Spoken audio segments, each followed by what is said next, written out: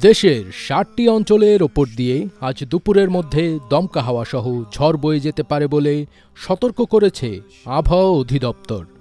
ঝড়ের গতিবেগ সর্বোচ্চ ৬০ কিলোমিটার পর্যন্ত উঠতে পারে বলে জানিয়েছে সংস্থাটি।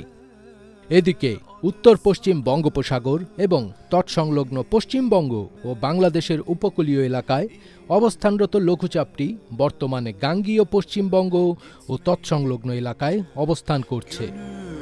এই লঘুচাপের প্রভাবে উত্তর বঙ্গোপসাগরে বায়ুচাপের তারতম্যের আধিক্য বিরাজ করছে এবং উত্তর বঙ্গোপসাগর, বাংলাদেশের উপকূলীয় এলাকা ও সমুদ্রবন্দর সমূহের ওপর দিয়ে দমকা বা ঝোড়ো হাওয়া বয়ে যেতে পারে। এই অবস্থায় চট্টগ্রাম, কক্সবাজার, মোংলা ও পায়রা সমুদ্র বন্দর সমূহে ৩ নম্বর স্থানীয় সতর্ক সংকেত বহাল রেখেছে আবহাওয়া অধিদপ্তর। আরেক আবহাওয়া বার্তায় জানানো হয়েছে যে রাজধানী ঢাকাসহ পার্শ্ববর্তী এলাকায় আজ আকাশ আংশিক মেঘলা থেকে অস্থায়ীভাবে মেঘলা থাকতে পারে। একই সঙ্গে তাপমাত্রাও অপরিবর্তিত থাকতে পারে বলে জানিয়েছে বাংলাদেশ আবহাওয়া অধিদপ্তর। এছাড়া ৬ জেলার ওপর দিয়ে ঝড় বয়ে যেতে পারে বলে জানিয়েছে সংস্থাটি। আজ বুধবার ২ জুলাই আবহাওয়ার পূর্বাভাসে এ তথ্য জানানো হয়েছে।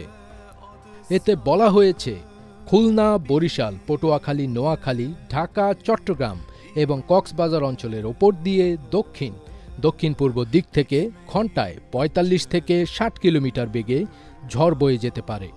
এ সময় বৃষ্টি ও বজ্রসহ বৃষ্টিও হতে পারে।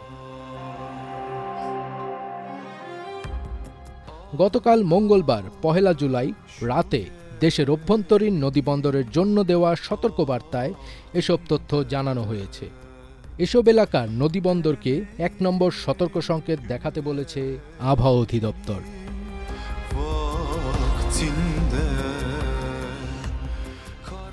ফজবির তাজ, ATN বাংলা।